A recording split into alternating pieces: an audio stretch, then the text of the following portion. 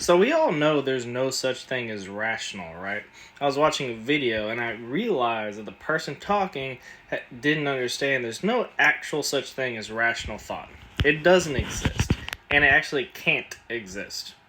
I suppose it can, but it doesn't. Right? There's no being rational is a fairy tale. It is imagination.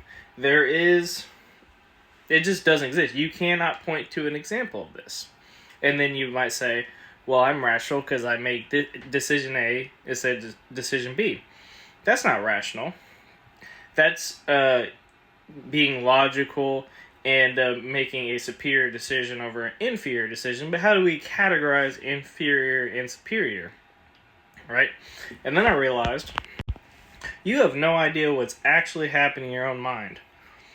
What people mean by rational is there's a certain amount of things that they want, and then you are categorizing the things that you want in importance, right? And the most long-term goal is the thing that you're choosing.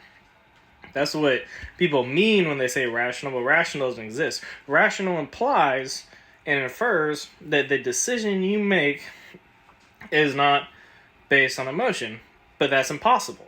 You can't make a decision not based on emotion, right? So I'll give you an example.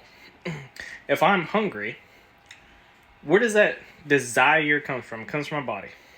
If I want to get my mom a gift, well, where does that desire come from? Well, that desire comes from the internal processes, right?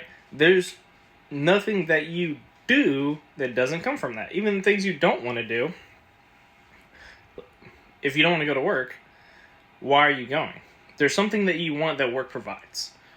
You want your house, you want comfort, you want food.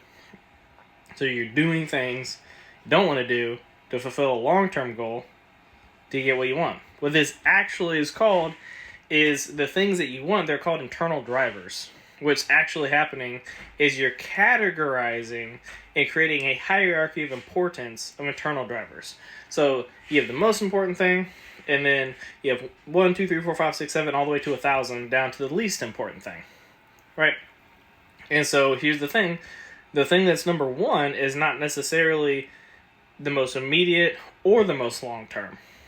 They could be either or, right? Where people have problems is they put their immediate wants as the most important thing, right? They rank order it as number one, right? They put it on the top of the hierarchy.